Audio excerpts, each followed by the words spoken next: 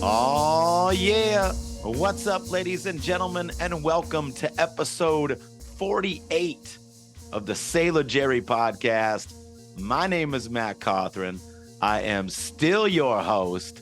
And believe it or not, ladies and gentlemen, today is Thursday, November 3rd, 2022, and Sailor Jerry Spiced Rum is still made the old school way. 92 proof, bold, and smooth as hell. I hope everybody's doing great out there. I hope everybody had an awesome Halloween. We played a show in Austin, Texas, and it was off the chain. We didn't have time to do anything that great. I shouldn't have. That's actually a lie. We just ordered costumes too late because we had a lot of stuff going on. But we were at least able to play as a band of skeletons, and it was an awesome show. Austin, of course, one of the greatest cities in the world. So our Halloween was great on the road. I hope everyone out there who celebrates Halloween had a good time. And of course, ladies and gentlemen, we are into November. My God, the year is pretty much already done.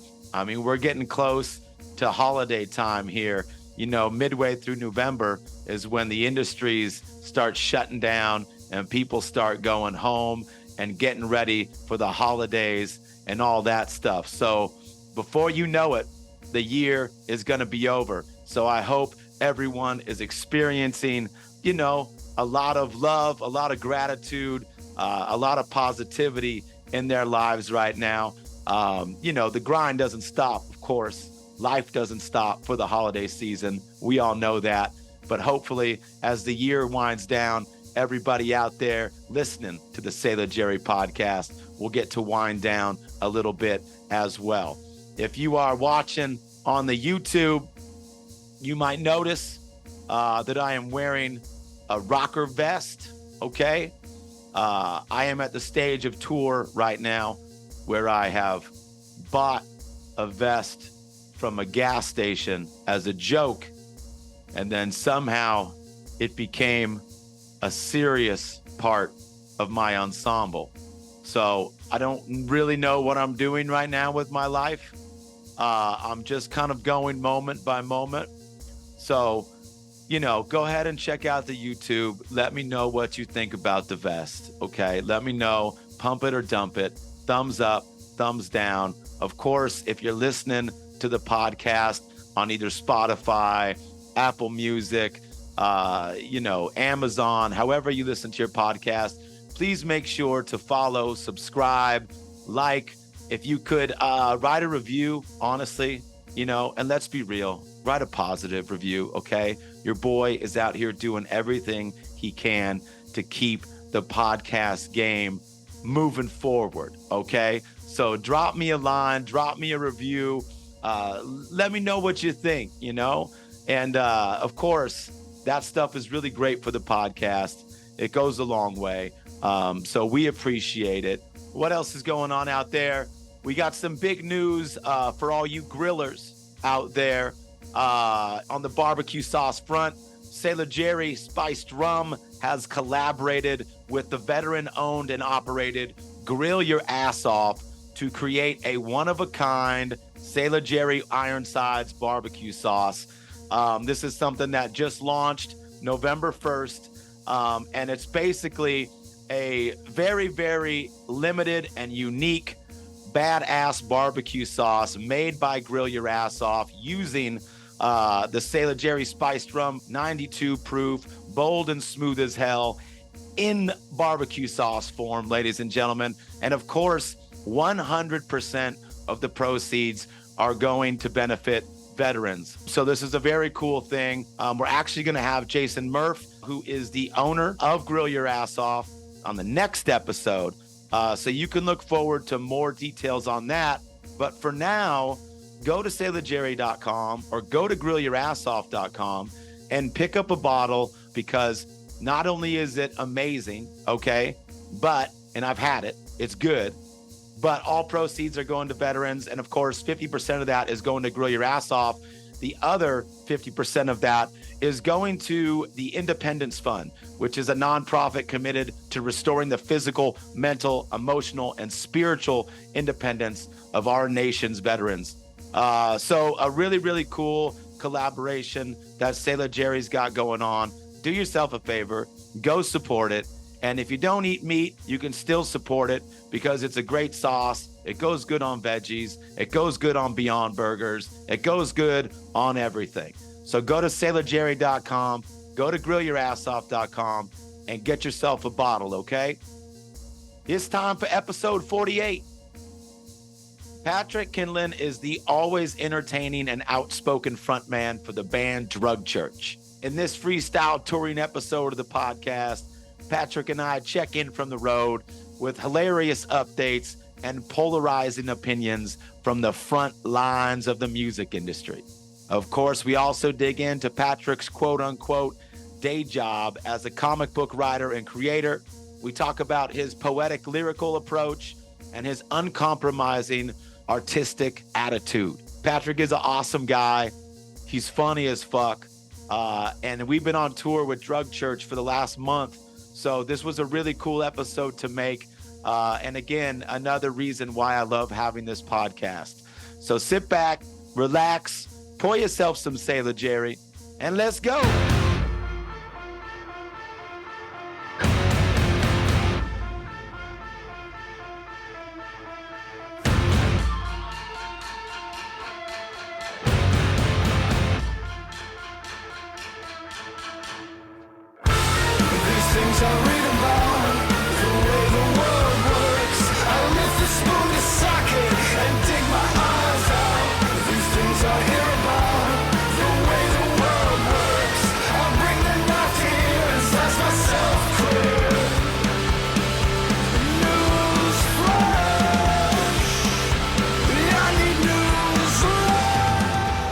Sailor Jerry podcast, live on the road here with our very special guest, Patrick Kindlon from Drug Church. Patrick, thanks for being with us here. My pleasure. Thank you. Yes. So we're on the road here now. We're in Atlanta, okay? Atlanta tonight. Full disclosure, so I know this is going to air probably on next week, so we're about a week behind, but it's been great so far. I know, we'll get into the band and all that stuff, but how has touring kind of changed over the years for you? Are you still, full tilt, let's go, or has it slowed down a little bit? Okay, so it's an interesting time in my life because I'm rapidly aging, deteriorating, turning to dust. However, being in a band is economically viable, really now, if I tried to explain to your listeners just how stupid I am, they would never believe it, right? Because I've devoted a long time to playing music with no financial benefit outside of the last 4 years, right? And actually skip that because 2 of those years were a bust because of the pandemic, right? Yeah. So let's say 2 split and then 2, right? So, but I've been playing music forever, so that's a long time to get nothing. So what's the cruel irony of this life, right, is that now that my band should be a little bit more poppin' or be able to be viable in some way, financially liquid, whatever, I am in a rapid decline. You know what I mean? I'm old. I'm like, things are not working. I don't remember. I left my phone in 2 different vehicles on this tour. You know what I mean? It's tragic. I gotta stay on the positive and remind myself that some people got real health problems, and I am just going through the natural entropy. Yeah. But it is still sad, right? It's sad that it should be like, oh, hey, Patrick, your band's ripping, and it's like, yeah, but I'll be dead in 5 years, so what can it do? So, but what happens say Drug Church hits with the fucking Monster single in like 10 years from now? How are you going to feel about it? Are you going to be mad that you're not young? Or you know what? Now, I'm not going to assume anything about your marital status or your listeners, but I'll say this. My girlfriend does not care about music. She does not care about me doing music. She doesn't even think it's cool or interesting, right? Yeah. So with that out of the equation and this idea that she and I will probably be married soon, nothing really matters. You know what I mean? I could go work at Taco Bell if I really had to. You know what I mean? Like I've done a lot of cool things in music. I got the family part of my life dialed in. I still got most of my hair and my health. Yeah. You know what I mean? So Yeah. should I hit something nice now? You know what I mean? Get the sped up TikTok version that gets me to 30 million plays or whatever the fuck people are doing. Should that happen now? It's all gravy. You know what I mean? I had a nice run doing things that were expressive and fun, and like all things, it'll age poorly. People will mock it in 10 years. You think so? Listen, this is zero disrespect. I mean this from my heart. This is zero disrespect.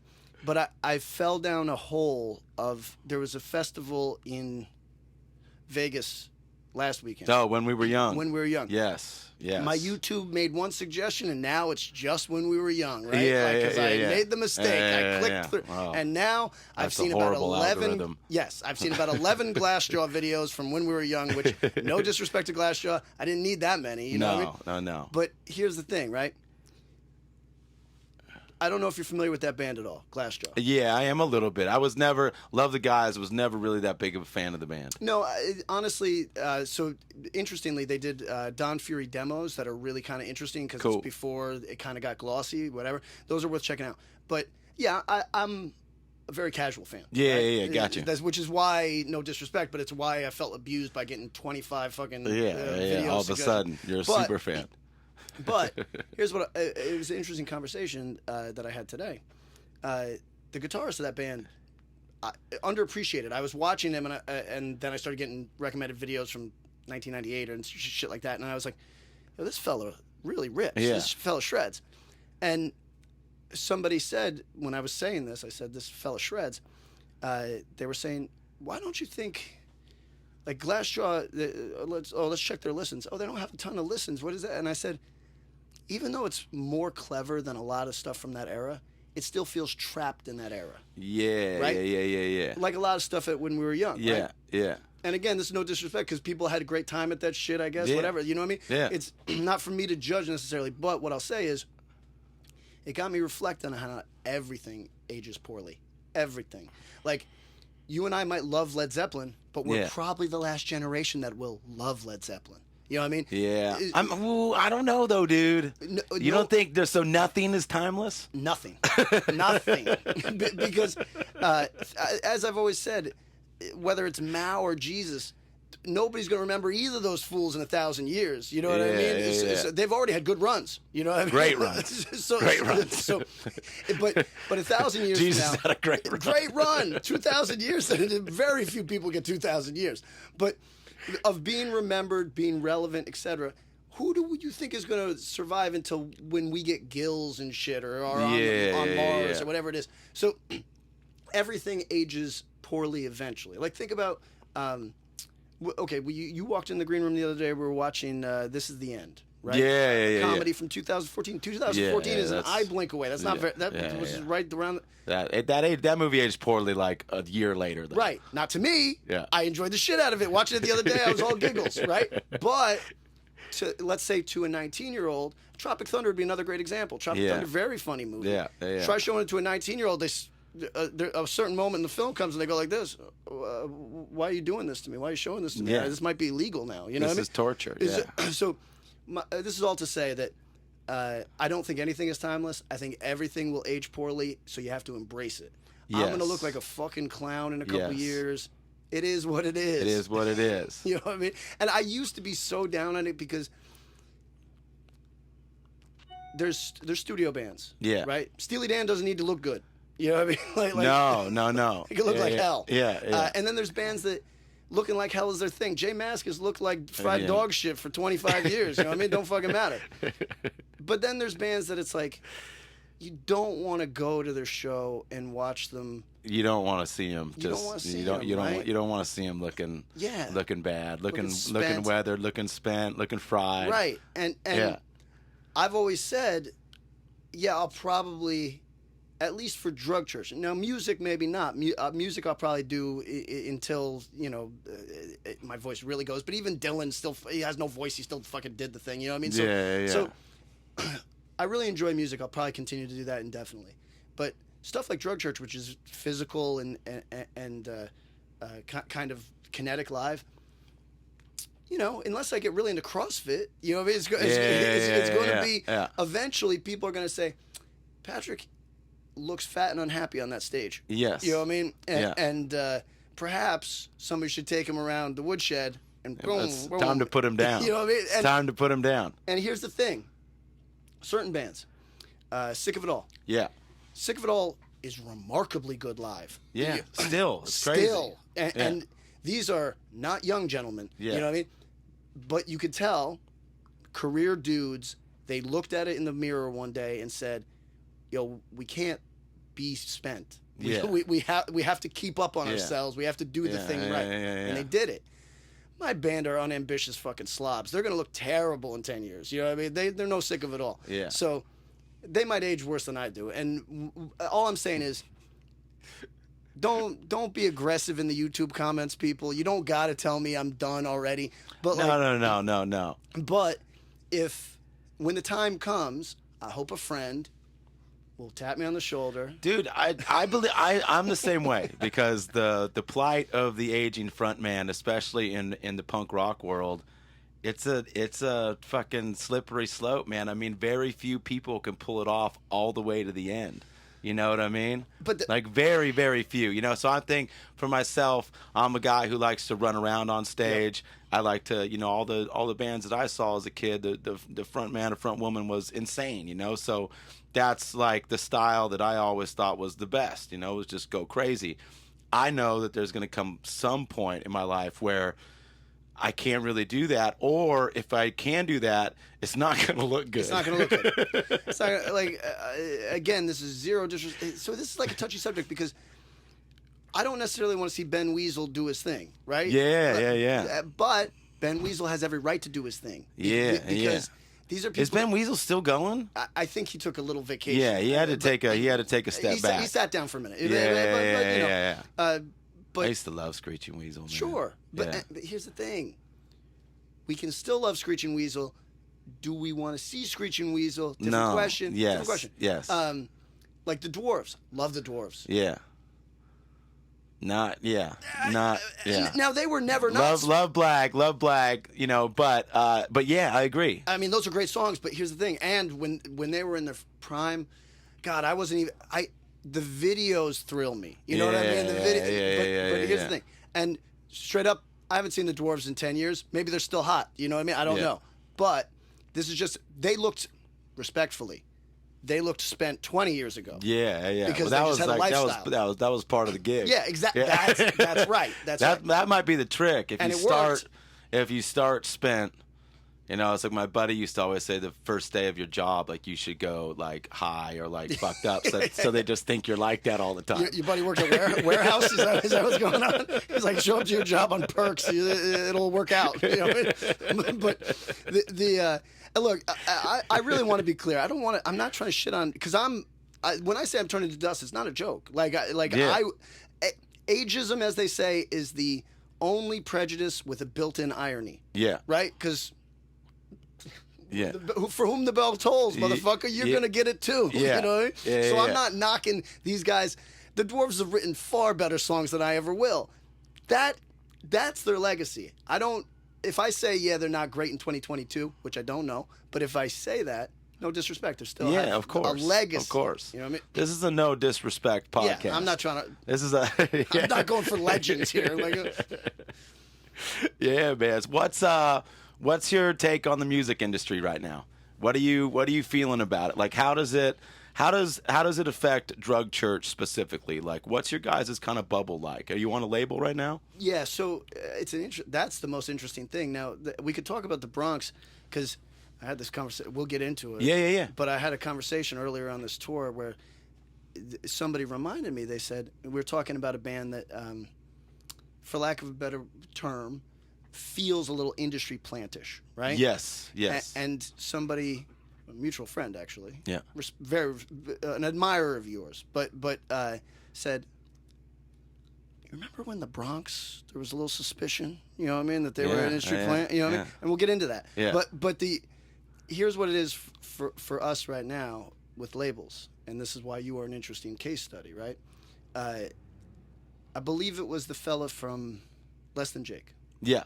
business person. What's his? I don't know his fucking name. I don't know. Dreadlock McGee, whatever the fuck his yeah, name. yeah, yeah. Oh, yeah. So- Dreadlock McGee. No disrespect to Dreadlock McGee. No disrespect podcast. Yeah, right. So, but I think he's the one that said it, which is we take the money from labels. The label itself, respectfully, doesn't matter very much. Yeah, it's just a bank. Because we will outlive the label. Yeah. That's a very bold statement. Yeah. But less than Jake meant it. Yeah. You know what I mean? They've outlived a couple labels now. Yeah. Now, I think that's a brilliant way to look at your career.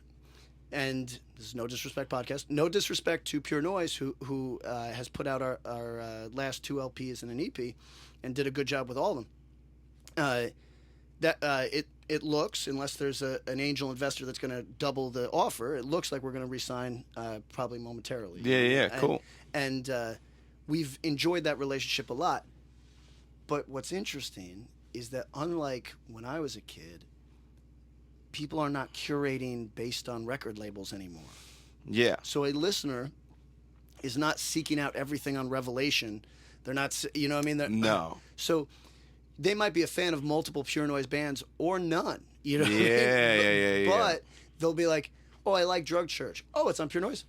I don't know what that is, or I'm not interested, whatever it is, right? Yeah. So it is, I find that a fascinating shift. Turnstile, bigger than life. They're on a massive label, but they almost blind label the thing where you wouldn't know they're on Roadrunner. Yeah, you know what I mean? Because they're not yeah. celebrating it. That's not because they're shitting on it either. It's just not. It's no longer necessary to put somebody else's brand on your back. Yes. You know what I mean? Yeah. Because it's not helping you the way that it used to. Yeah, absolutely. And that's a fascinating change, right? Yeah.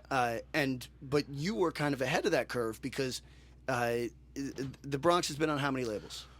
Okay, so Ferret. Yep. Island Def Jam. Yep. Our own label, White Drugs, and now we're on Cooking Vinyl, and we were on ATO. Okay. Yeah. Probably some good relationships and some okay relationships in that mix, right? Straight up. Okay. But through all of it, you had the foresight and wherewithal to say,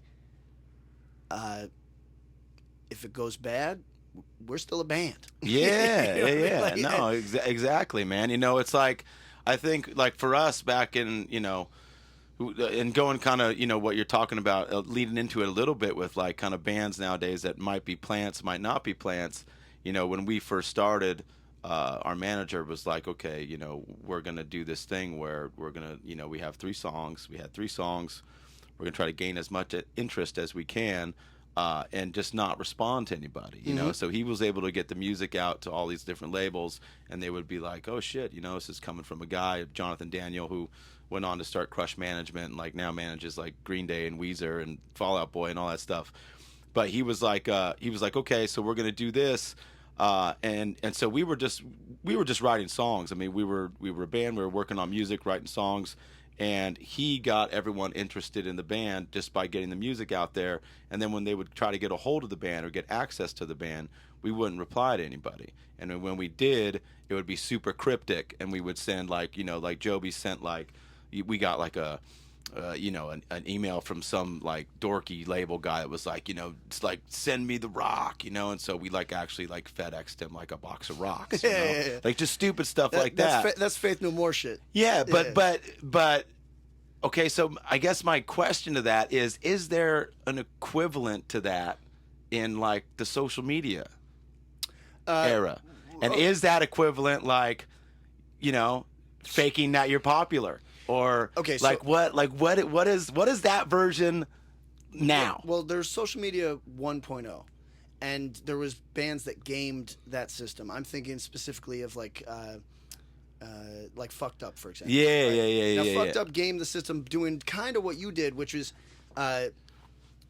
they controlled kind of what they gave to press. Like now we were talking about it off mic. I have a really bad habit of being too available, right? Like, and I don't mean like you can just DM me and I'll definitely get back to you or anything. But what I mean is, like, I like talking. Yeah. I like podcasts, etc. And you got fellas like Wes, now of Cold Cave, but from American Nightmare, who he's always had like a little bit more guarded persona, right? Yeah. And part of that is that people really, they want to know more about him, but he doesn't give them more, so they have to go into the music, and it's really a nice thing. You know what I mean? But it's not my nature. You know what I mean? I talk, and people. It's unfortunate because what happens is I give people the opportunity to dislike me. You know what I mean? Like, I was thinking about it. I have so much sympathy for these guys that get in trouble, like these podcasters and shit that get like run out of town and shit for saying the wrong thing. I have so much sympathy for them because my tone is terrible. Like, I'm not funny, so like everything lands with a, "Ooh, is he being mean?" You know what I mean? Like, it's like a curse in my life. So, but I give too much of that. Like I make it available for people to dislike me. But bands like Fucked Up at a Time, and certainly Wes did this, and they managed. I mean, on a very large level, Tool did this, right? Yeah. But that wasn't the social media age. But it's like same idea. You limit access. It builds a type of anticipation to get access. Yeah. It makes people dive into what you're doing with. Gives you some control too. Yeah, gives you some control. And but this is social media 2.0 now. Yeah. Where I don't know if I've seen anybody pull it off except for going the opposite way, making yourself too available, filming yourself on the toilet. You know what I mean? Like that type of shit. Now, I might appear to a 50-year-old man. I might appear a clown because I talk a lot, and you know, maybe they think that there's something uncool about that. But as the march of time goes on, I think a lot of like the TikTok generation to me appears clowny, right? Yeah. Because it's too much access. At some point, it's like you become profoundly uninteresting when if I've seen you on the toilet, if I've seen more of you than I see my girlfriend in the last few months, like, yo, I don't need any more. You know what I mean? I don't need your music because what more could you provide me? I feel like I've gotten everything that you have to offer. You know? Yeah. So, but some of them have gamed it in such a way where being like it works for their audience, right? It might not work for me. I'm decrepit, but it works for their audience, being hyper available, but there's a price to that. Like in the same way that I'm sure it's annoying for Wes or the kids in Fucked Up to have people project onto them because of the unknowns, right? Like I'm sure that's frustrating at times. It's if you let people know everything about you, then they approach you with a type of familiarity that is uncomfortable. It's the opposite. It's not. Yeah, it's because like nothing's unknown. Right. So, So. You know, I when I got together with my girlfriend, she would say, again, she doesn't give a fuck about this type of music, so she'd say, I'm not angry at these people. They seem nice, but why are people who like you interested in me? Like, why do they follow me now? Because we're together. And I tried to explain, well, I think that I've, you know, for lack of a better word, parasocial relationships, right? Yeah. Where people kind of they can look at you. It's a very, because I'm no type of celebrity, but it's a very small fishbowl. But they're looking at you through a fishbowl, and it can feel shitty when the tide turns on you. Like when people don't want you to win and don't like you, being in a fishbowl fucking sucks. If you are even a small fishbowl, again, if I'm a celebrity, it's a Z. Like what comes after when you hit Z? ZA? You know what I mean? I'm a ZA celebrity, right? So like it's lower than low. But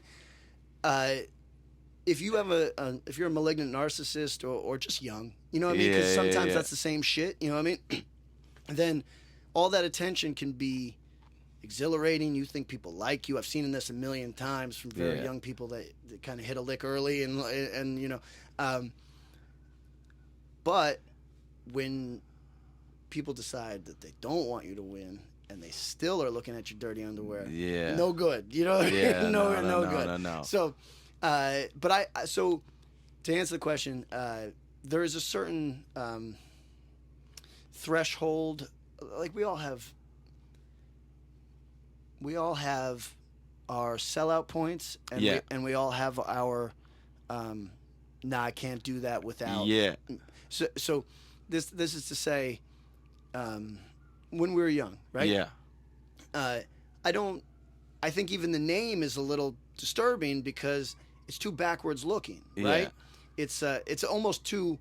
In some ways, I respect it because it's like bracingly honest. You know, Yeah, like it's like, hey, remember when you didn't have a car payment? Remember when you weren't divorced? Oh, that was awesome when you weren't divorced. You know, you remember you thought your kids would like you. You know what I mean? Like that type of shit. Like, when you weren't divorced. Yeah, right. So, in some ways, but here's the thing. As much as that, like, and people went and had a good time. You know? As I said, I watched way too many fucking videos from bands I don't even know. But they offer me the right amount of money, I'll play that tomorrow. Yeah. You know what I mean? Like, I'll play it tomorrow. But there's certain shit that it's like, hey, Patrick, they've offered you a decent amount of money to do TikToks of yourself on the toilet. You know what I mean? I'd go, no. How you feel about Cameo? Cameo is one of those lines for me. Like it's one of those one of those things for me where, and no disrespect to anyone out there, no disrespect any podcast. artists, musicians, or whoever that's doing Cameo.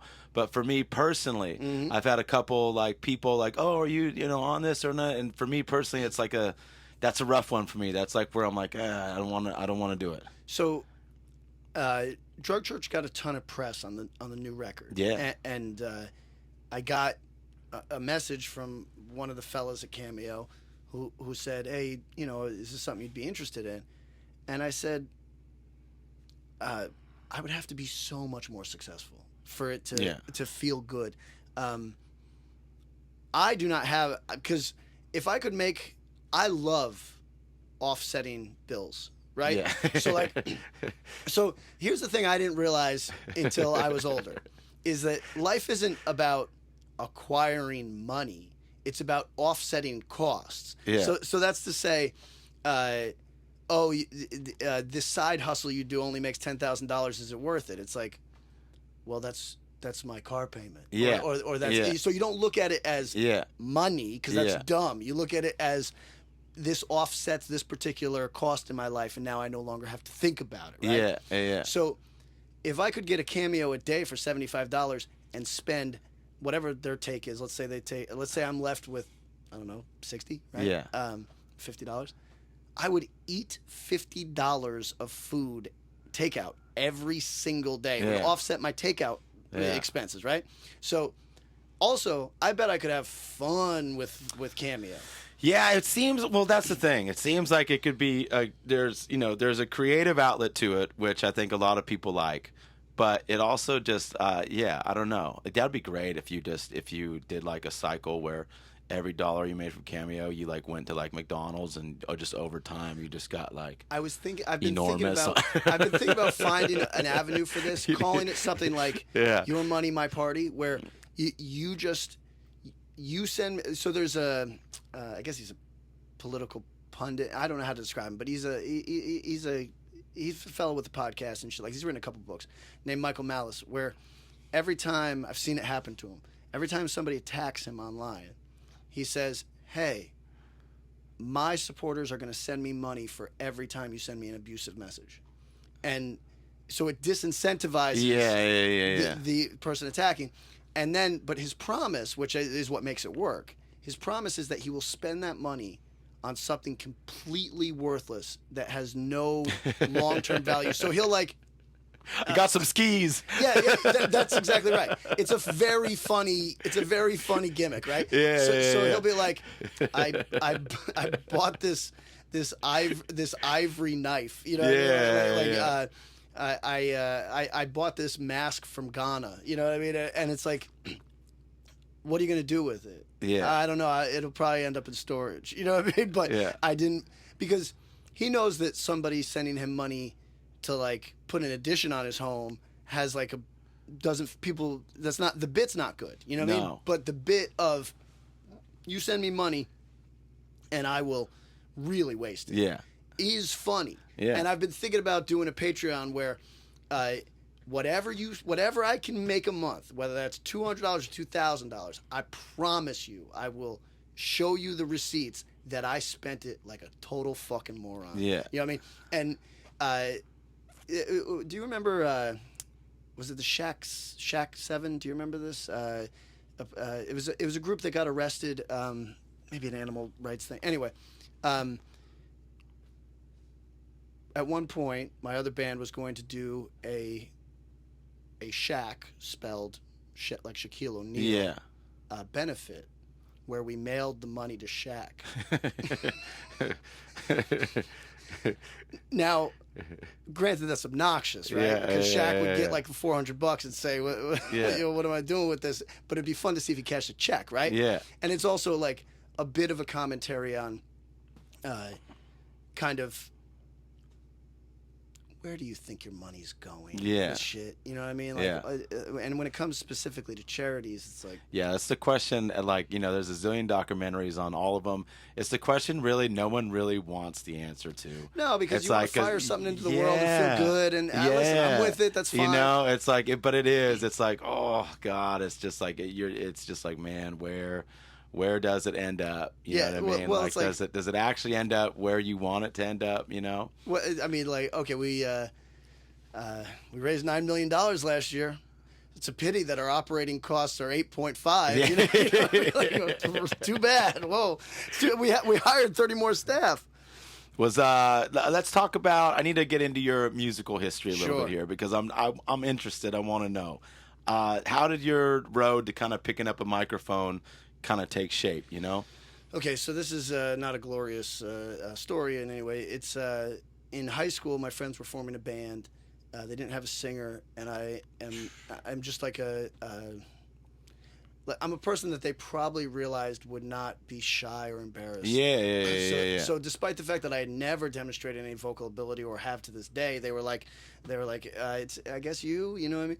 And for whatever reason, I took to the part of it that was just expressive. I never, as people that are coming to the show tonight will realize, never dialed in the actual ability to do the thing.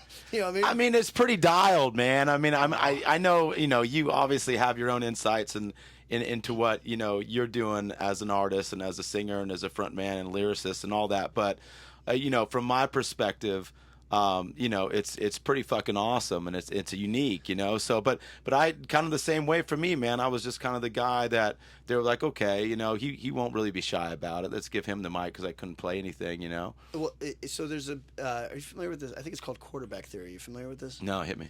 So you ever notice how quarterbacks are good looking? Yeah. The rationale that they've, they kind of back logic the thing, which is, young people defer to a good-looking person and put them in a leadership role. Yeah. Now you don't necessarily do that as an adult, but so it's still sometimes. You know what I mean? Good-looking people tend to have an easier go of it. Yeah. But I like to think this is why you and I got the gig. They put us in a leadership role because they said, "Look at these faces. Look at these guys. Look at these guys. People will follow them." Yes. Hands. But no, you know what? I got into the part of it that's just the expressive part. Yeah. And there's times that I never get insecure about it because I don't got a gun to anybody's head making them listen. You know what I mean? So it's like you opt in or you opt out. I'm not. If it offends you that I can't really do the thing, then listen. I'm on your side. but I got into the part of it where you and I have a rare opportunity to hopefully, by virtue of sort of the conventions of genre, make people happy while expressing ourselves. Yeah. That is not... It's the best. I mean, if you think about it, and shout out to my people out there that make horrid art that nobody enjoys, because we're talking about working within the confines of okay, let me put it like this. You know those fellas that a lot of them in history that we think of them as punk, maybe they were early punks, and then it was too confining. Yeah. So they went off into other things. Some of those are the most brilliant musicians we've had, and others just made unforgivable bullshit noise. Yeah. And shout out to both, Yes. right? Yeah. But when your heart takes you into unforgivable bullshit noise, because that's your muse, that's what you love. Yeah. There's something about that. I mean, that's still, God bless. That is fucking great that you have the focus to do the art that you love. But it also kind of sucks that you're not going to get a smile out of a single living human. Yeah. Now, but by virtue of liking a type of guitar music that has hooks, that is driving, and that's just something that we naturally enjoy. It was an inclination. We also get to contribute to something where people actually bop around and have a good time. That's crazy, you know, because it could have gone the other way for either one of us. We could be, playing a harpsichord and screaming. You know what I mean? Because thank God we're not. Yeah, right. But shout out to those people because it's honestly only a mistake of. It's just coincidence that I should like these things and then have the opportunity to pursue something where now I even make a little bit of money off of it. Yeah. That's fucking crazy. But when you sit down, when you are in your musical creative space, are you writing for yourself or are you writing for yourself and, whoever's going to be listening to it? So it's funny you should say that. We actually had this conversation in the van 2 days ago because we were listening to a band that we think made every decision badly. Every decision was. What band is this? The No Disrespect podcast. That every move that this band has made since they came out has worked against people liking them, which they wanted to, right? So it's which again, if that's your muse, cool. However, we were talking about how the job that we have isn't to necessarily pander to a listener. Yeah. But my job is also not to do things intentionally that they will dislike. Yeah.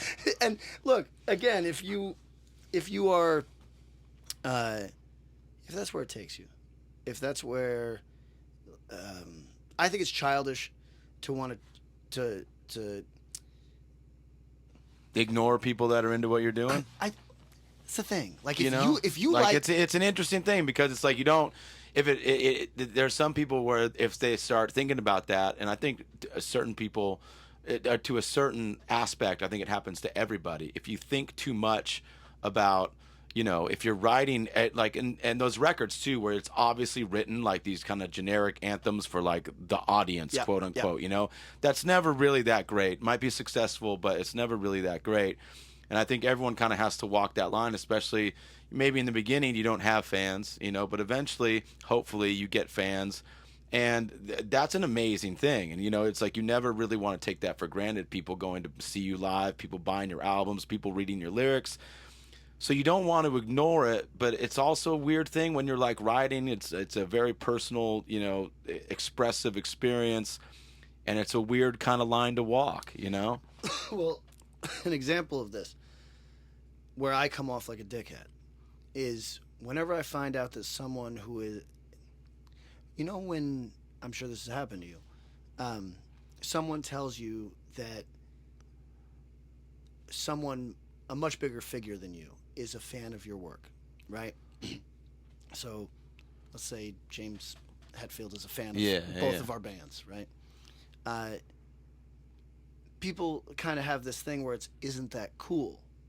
It's not cool. It's not cool at all. But at the same time, this is where I get cocky and weird, where I go, I make good music, man.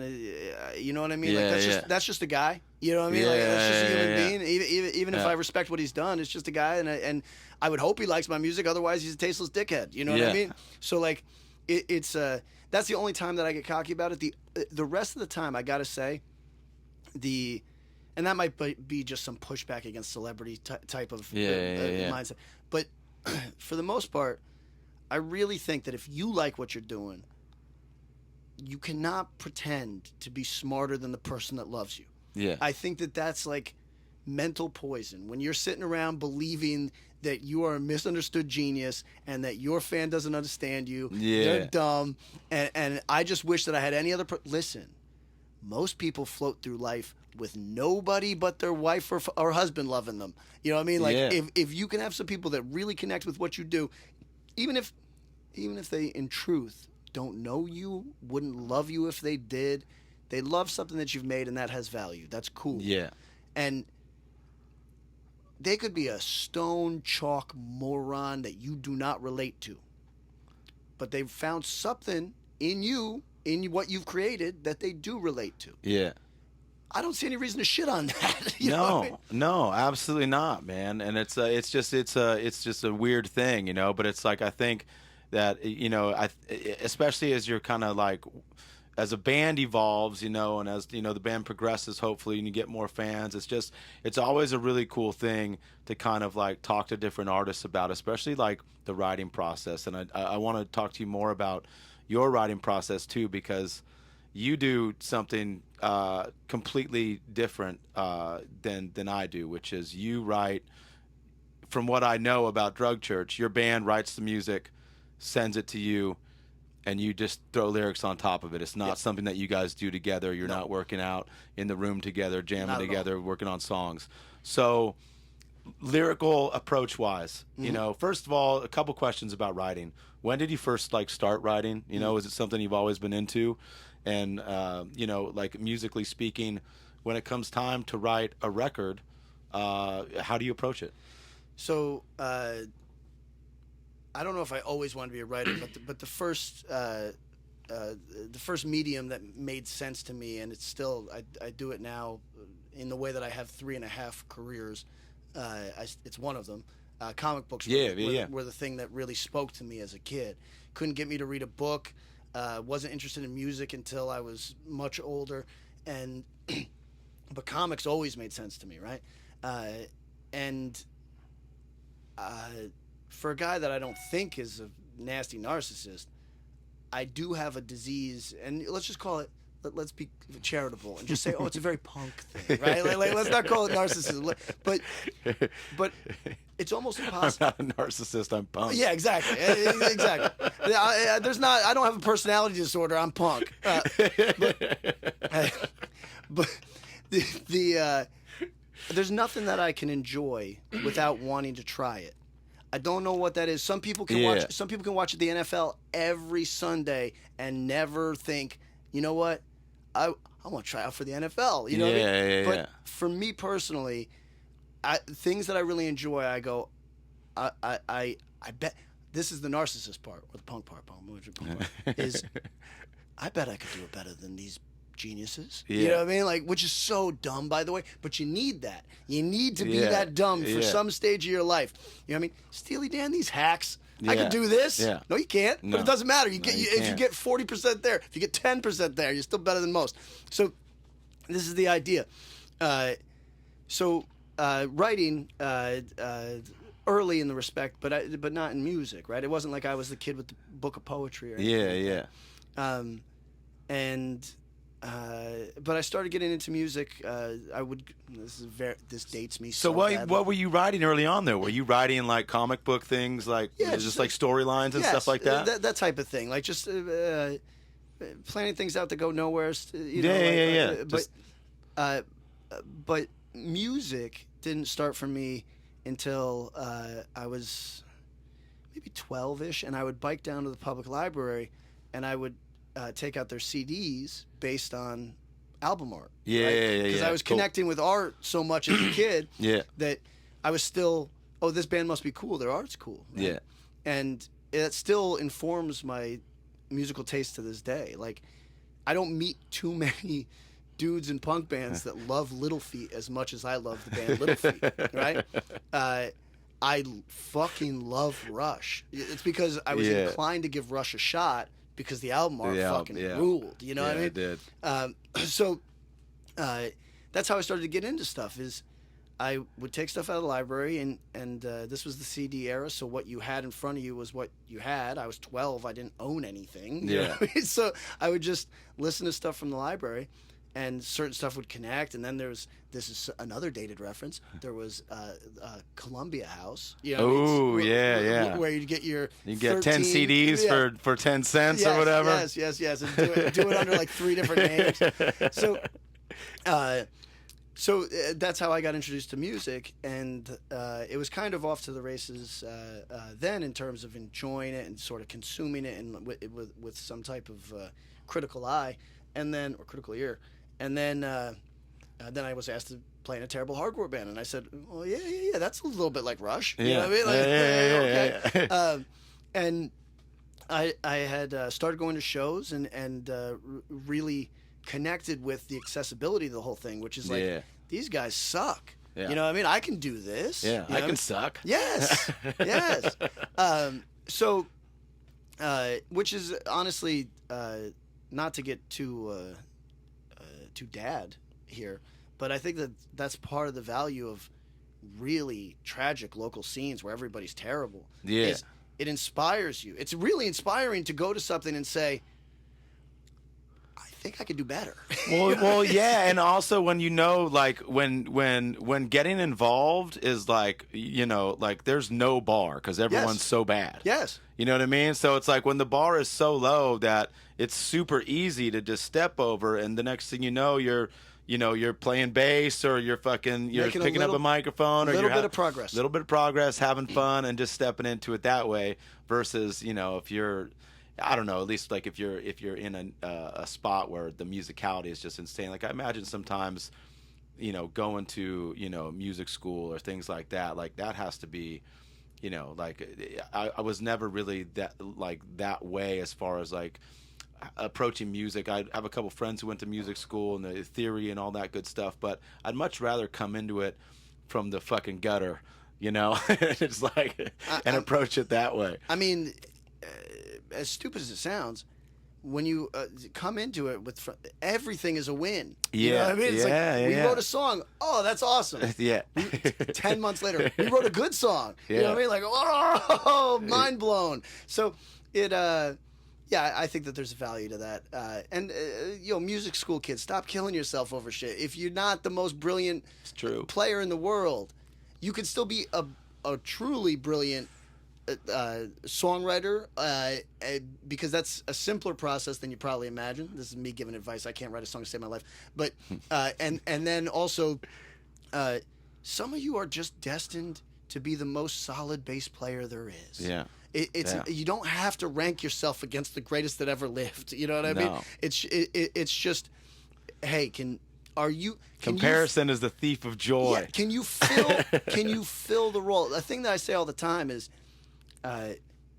don't write above your ability, and you'll hit good songs. Yeah. You know what I mean? Like if you know exactly what your limitations are, you try to write songs within that spectrum, you will 1 out of 20 times hit a passably good song, and occasionally, bang. Yeah. You know what I mean? Hit a good one. Yeah. So, I don't know. I just think when you said how people that go to music school sometimes must feel, I remembered that there's people that wash out of that with real depression. You know what I mean? Dude, yeah. I mean, the stress, the anxiety, and then just the pressure. And a lot of those people, at least friends that I know in my experience, it's very like they go into it with pressure because it's like a lot of times it's coming from the family or whatever.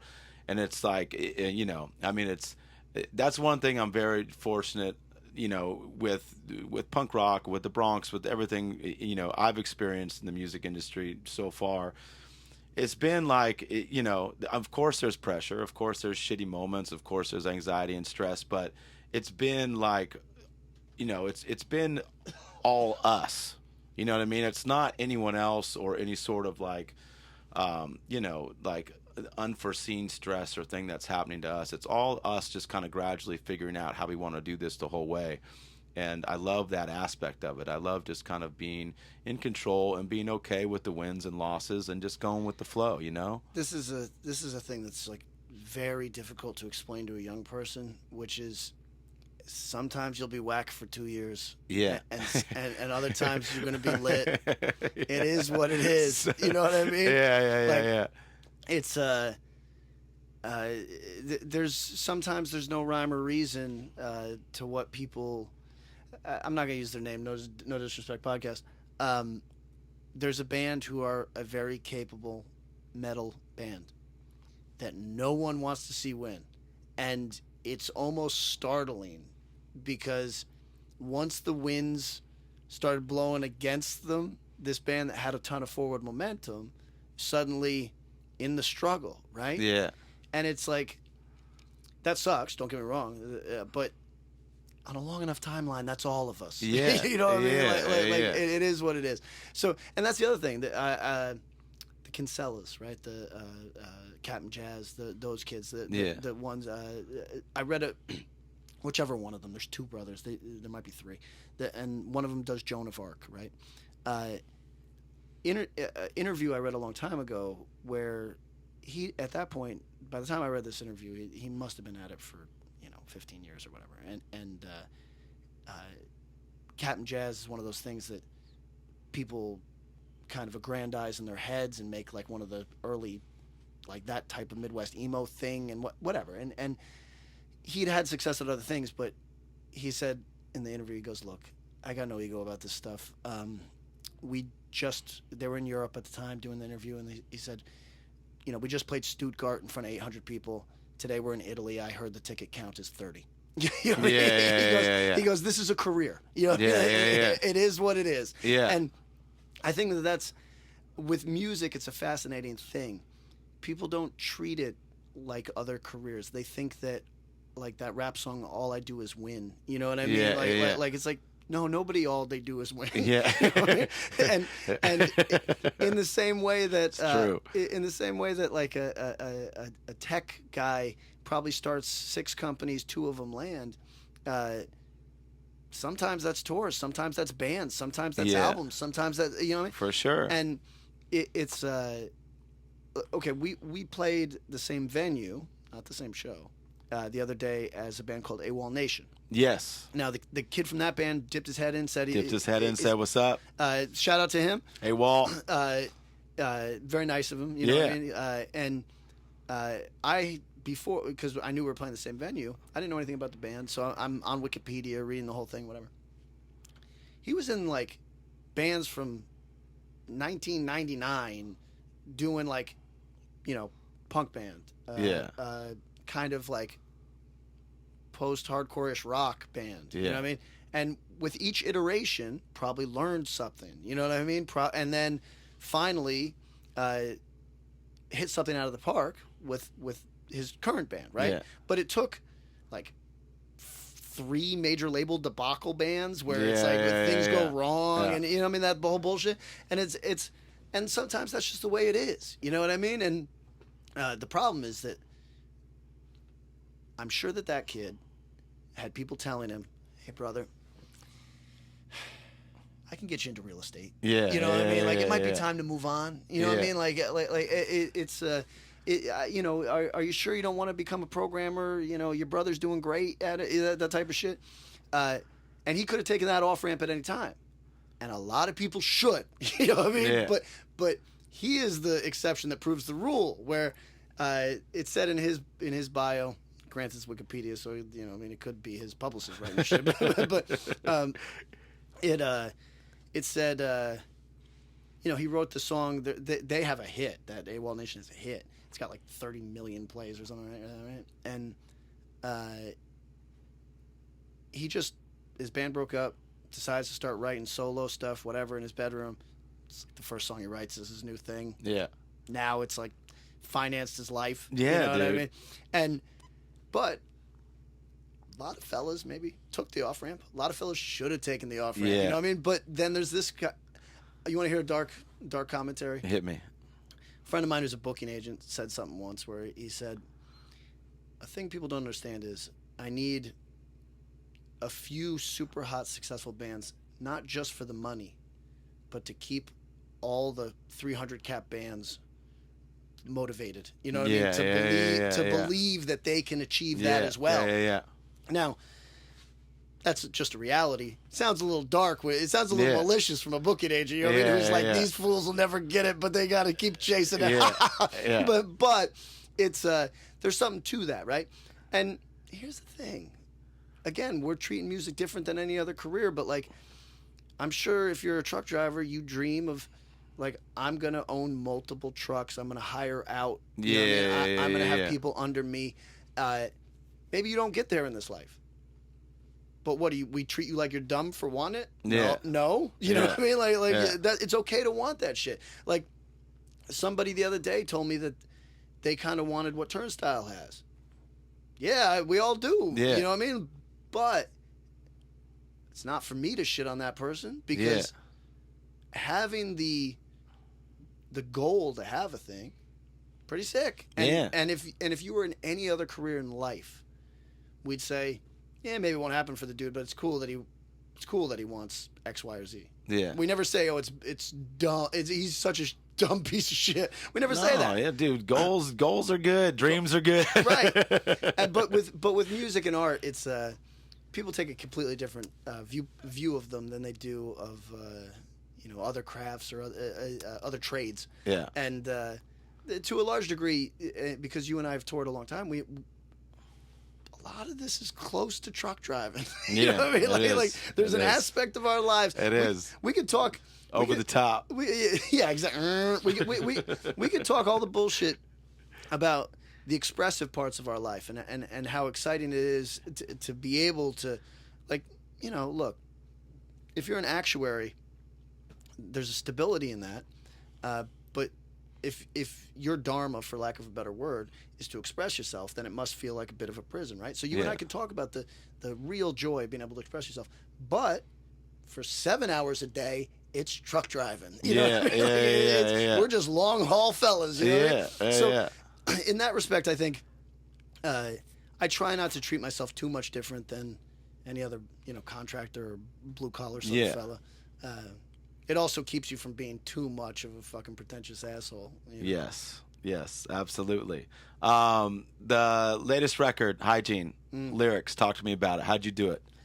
Same process as always, which is... What is it?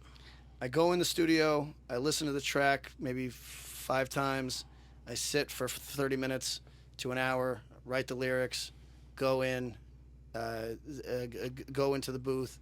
Our engineer, John, will say, try this. And for people that are like, oh, Patrick is... That's really your process? Yeah. That's it. That's insane. I write them in the studio. Sometimes I'll have an idea for a chorus before I get in the studio, but almost never verses, never. And so I write it all in the studio. Here's why. Knowing that I'm wasting money gets it done. You know what I mean? Like, knowing that this is every minute that there is not something being sung, money is burning. Yeah. It makes the best parts of... I've only hit writer's block doing this like once or twice in my life. For the most part, my juices are flowing when I know that it's like, if I looked at the per hour on this, I'd feel bad. Yeah. And you're cool with, like, you don't second guess anything that you're doing. Like, you don't think when you do it that way, like, maybe if you had a little bit more time to spend on the song, you could have gotten a little bit further. Or when you get it, you're stoked on everything you do, and you're like, that's it, that's the song. Never stoked on anything, but Hygiene gave us a little bit more time because we had multiple sessions. Yeah. So if something was truly ass, like if I delivered in those first 2 sessions, if something I delivered was like just dog shit, then we did have that final one to be like, gently tell me, you want to try this again? You know what I mean? But in terms of the actual writing, it is it's done in the studio. That's cool, man. That's super unique, dude. That's super unique. And I think is it kind of always been that way because of the comic book writing? Comic book writing will get you in a good mindset because monthly periodical comics require you to you got to produce. That's it. Yeah. You know what I mean? Yeah. Like, oh, you're not happy with your work? Guess what? You know what I mean? Like, finished work is better than no work. So you know. Do you have like a comic book deal? Are you actively writing right now? So, yes, I'll pump that. Yeah. So right now, the majority of my work is published from Image Comics. That's the for people that enjoy comic books. That's still the third largest publisher after Marvel and DC. Awesome. It's exclusively creator-owned material, and it is. I could get heavy into it. It's basically like a practical person's ethos type of thing, where it's like what I put in is potentially what I get out. Yeah. It is. In a lot of ways, the guys who started Image are not punk dudes at all. They're just relentless self-advocates, right? Yeah. From the 90s, who are just like, I'm not getting exploited anymore, fuck you. So they don't know anything about our subculture, but they had the mentality of I'm not taking it in the rear anymore, you know what I mean? And so that type of self-determination and being able to navigate your career on your own terms is still what makes the company pretty exciting. Yeah. So that's who I do my work through, and just look up my name and check out the work. I've had like it's probably been 10 years or whatever that I've been actively publishing stuff. Yeah, I looked it up online, and I was pretty fucking stoked, man. I mean, it's pretty rad, you know. I've got like a bibliography now, you know what I mean? Yeah, that's fucking cool. And a lot of it, I mean, I'm proud of everything, but it's exactly like making records where, if you went back and listened to your old records, you'd say, probably do this part different. You know what I mean? It's exactly like that. But that learning experience is also part of the joy. You get to reiterate on different aspects of your career over and over again, saying, okay, what would I do if I, you know what I mean, if I was smart? What's the percentage between music and comics? What is it? 50-50? Is it 51-50? So what do you love more? Oh, that's tough. Because somebody asked me that, one of those bizarre questions: would you rather go deaf or go blind? Tough for me because those are two things that I like. Music's been part of my life, for over 20 years, and comics have been part of my life since I was 3.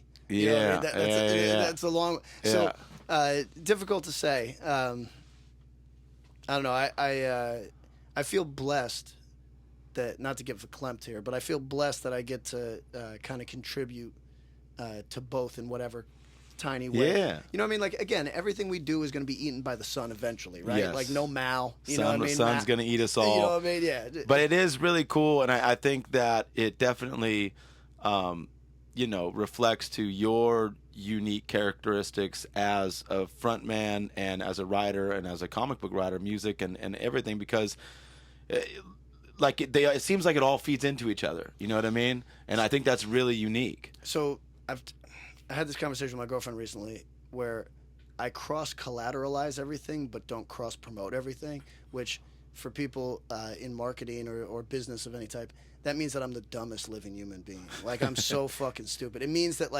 should on this podcast I offend Ben Weasel or something, right? Yeah. It can affect every part of my life, right? Yeah. But I don't typically use music to promote comics or comics to promote music or blah blah blah. So really, I do this bizarre thing where I endanger everything equally, but I don't prosper. It's very there's something wrong with my brain. Yeah, but I mean I feel you, but it's like you're one of those guys that lives by the sword, dies by the sword, and I like that. I like that you hang everything out. I like that, you have a career as a comic writer that feeds into the kind of stream of consciousness lyric approach that you take with the band in the studio. It's like it's super cool, man. It's really dope, and there's something that I think that a lot of people can kind of get out of that, just letting everything creative in their life kind of coexist. So I used to have a complex. The fella from My Chemical Romance has had a career in comics. Yes, yeah. His first thing out the gate was really super well received, right? It's pretty good. Yeah. He has chops. He's not like a guy that tripped into it. But his work in comics is obviously overshadowed by create music. Yeah, And for sure. And for a short time, I was like, oh no, I got to keep these things separate because I don't want to, I take what I do very seriously, and I don't want people like Gene Hackman writes Westerns. Yeah. Those might be fantastic Western books, right? Gene Hackman's the best living actor. Yeah. So you're not going to go, his writing is always going to take a back seat to his acting. Now, but so I was like, maybe I'll be too successful. Yeah. This is very dumb thinking. This is like a stupid way to go through life. But as it turns out, these two careers can coexist. Yeah. So those are the two careers that are public facing. But I also have I also write games for a living. Yeah. So that's where I talk to him. I don't want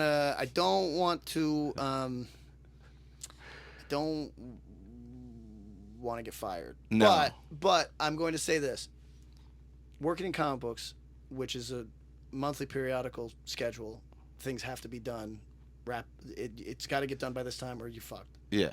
Has made it so that other types of writing feel pretty easy to me. Yeah. So writing for games feels pretty like I'm doing it right now. That's right. I'm getting paid as you and I speak because the actual work that I will do today will probably take 2 hours. You know what I mean? Like it will not consume me the same way that other types of writing might, right? Yeah.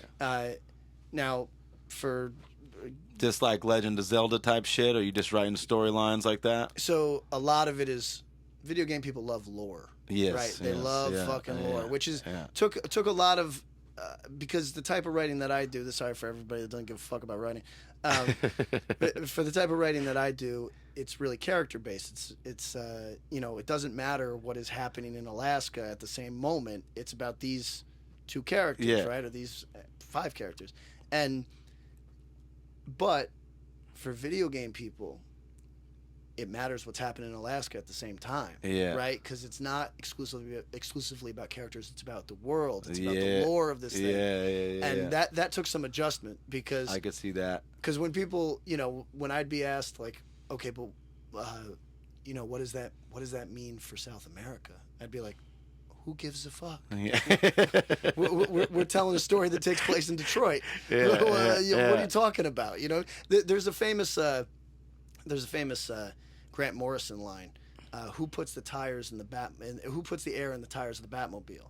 And the answer is fucking nobody. It's a comic, you moron. Pay attention to what's happening in front of you. You can't overthink these things. Yeah. But unlike comic writing, and certainly unlike prose, video game people do care who puts the air in the tires of the Batmobile. So it took some getting used to, but it's actually a really fun type of writing because at some points you're kind of like amazed that you're getting paid to fill out the details of a thing that you want to say. That's cool, man. Nobody is ever going to use this in the narrative of the game. Yeah.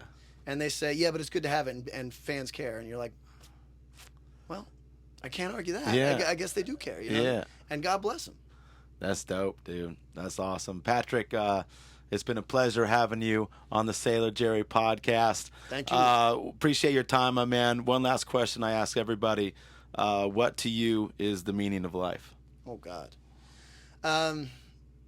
This is not very inspiring. I'm going to try to skate through with a good family life, no major medical issues until my 80s, and trying to stay grateful for having my mental health. Nothing else really matters to me because it's like I said, I could go get a job at TCBY. You know what I mean? Like it don't fucking matter because it's all getting eaten by the sun. You know what I mean? That's what right. It is. That's right. Appreciate your time, my man. Thank you very much. Yeah. Oh, yeah. That's a wrap on episode 48 of the Sailor Jerry podcast. As always, ladies and gentlemen, huge amounts of respect and gratitude to our guest, the one and only Patrick Kindlon of Drug Church. Patrick, thank you so much for your time, my man. I know routines on tour are sacred, and I really appreciate you making the time to have this conversation with me. I had a blast. It was really cool. You can follow Patrick at Legitimate Businessman on Twitter. He's on IG too, but he doesn't really fuck with Instagram. So, you can Google him to find out what's going on with his comic books. He also hosts a couple podcasts. He's got his fingers in a lot of stuff, as most of our guests do. So Google is always your friend when it comes to finding out what Patrick is up to. Band-wise, of course, you should be following Drug Church on all social media platforms. You should be listening to Drug Church because they are a great, great, great band. So check that out as well. Of course, you can be following me at 213 Mattman. Follow Sailor Jerry at Sailor Jerry. And of course, I hate to sound like Bernie Sanders here, but I am once again asking you to subscribe to the podcast, to leave a comment on YouTube, to leave a positive review on Spotify or Apple. It really helps. It goes a long way. As I wouldn't be asking you to do some shit if it was pointless. And of course, above all, do not forget that Sailor Jerry Spiced Rum is made the old school way. 92 proof, bold and smooth as hell. We'll see you guys in 2 weeks. Take care of yourselves. Peace.